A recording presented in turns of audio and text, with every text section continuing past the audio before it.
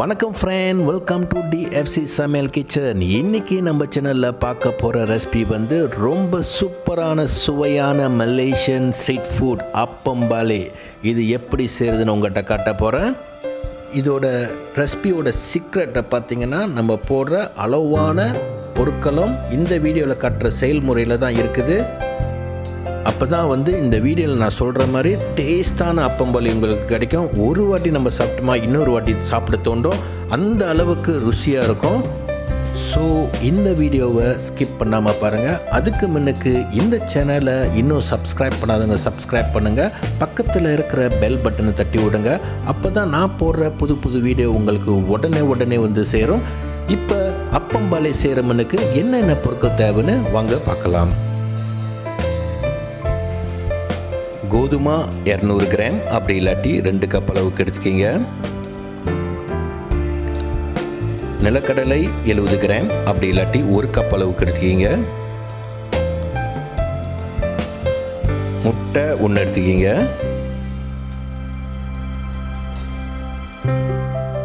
Fresh பால் வந்து 240 ml, அப்படி இல்லாட்டி 1.5 கப் அளவுக்கு எடுத்துக்கிங்க. பேக்கிங் பவுடர் 13 கிராம், அப்படி இல்லாட்டி 2 டீஸ்பூன் அளவுக்கு எடுத்துக்கிங்க.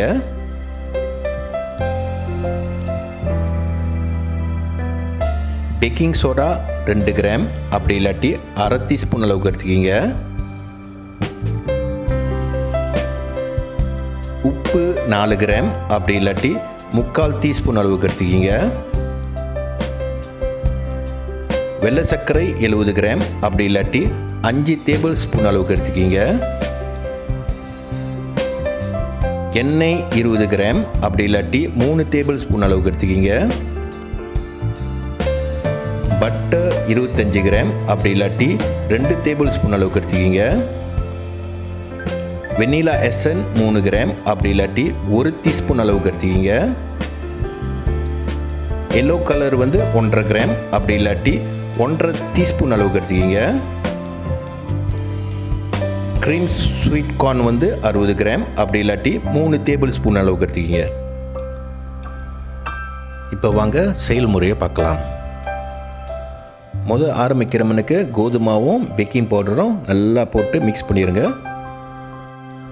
இதை நல்லா மிக்ஸ் பண்ண பிறகு இதை ஒரு சைடில் எடுத்து வச்சுருங்க. இப்போ வந்து முட்டையை வந்து மிக்சரில் போடுங்க. வெள்ளை சர்க்கரையை வந்து பாதி அளவுக்கு போட்டால் போதும், அதாவது 35 கிராம் போட்டால் போதும். மீதி 35 கிராம் வந்து அப்பத்தை சுடும் போது மேலே போடுறதுக்கு எடுத்து வச்சுருவோம். இந்த வெள்ளை சர்க்கரையும் இந்த முட்டையும் நல்லா அடிச்சிடுங்க. அடித்து எடுத்த பிறகு ஃப்ரெஷ் பாலையும் ஆட் பண்ணிடுங்க உள்ளுக்கு. அதுக்கப்புறம் இதையும் நல்லா அடிச்சிடுங்க. இந்த ஸ்டேஜில் வந்து ஏற்கனவே எடுத்து வச்ச எண்ணெயும் ஆட் பண்ணிடுங்க. இது எல்லாம் நல்லா மிக்ஸ் பண்ணி வந்த பிறகு இந்த ஸ்டேஜில் வந்து மிக்ஸ் பண்ண மாவை ஆட் பண்ணிடுங்க. அப்படி நீங்கள் இந்த மாதிரி மிக்ஸப் ஆச்சிங்கன்னா நீங்கள் கொஞ்சம் கொஞ்சமாக தள்ளி விடுங்க. அப்போ தான் நல்லா மிக்ஸ் பண்ணி வரும். நல்லா மிக்ஸ் பண்ணி வந்த பிறகு வெனிலா எசனை ஆட் பண்ணிடுங்க.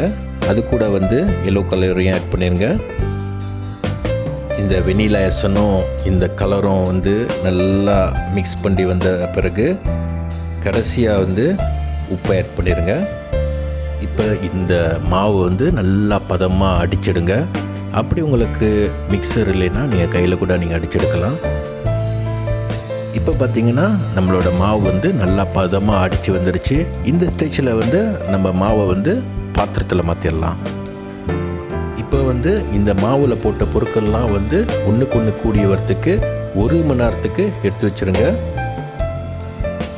இப்போ பார்த்திங்கன்னா 1 மணி நேரம் ஆயிடுச்சு.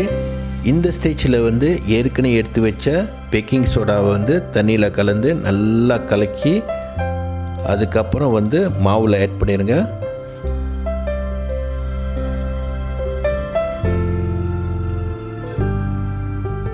ஆட் பண்ண பிறகு மாவு வந்து நல்லா மிக்ஸ் பண்ணி விடுங்க.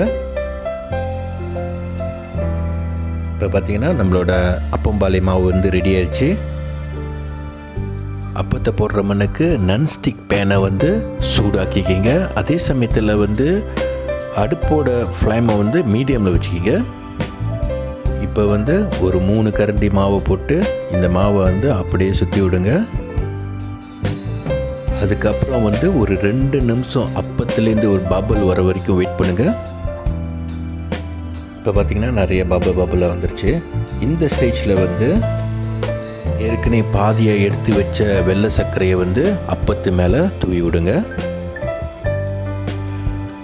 அதுக்கப்புறம் வந்து அரைச்ச நிலக்கடலையும் தூவி விட்டுருங்க.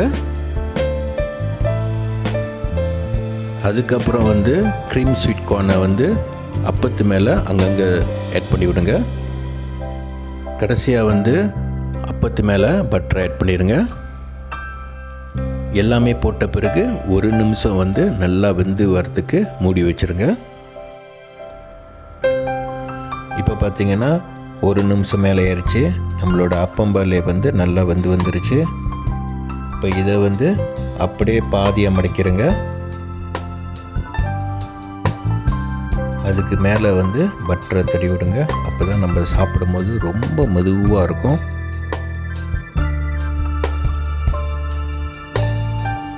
ஓகே ஃப்ரெண்ட், இப்போ வந்து நம்மளோட சுவையான சூப்பரான அப்பம்பாலே வந்து ரெடி ஆயிடுச்சு.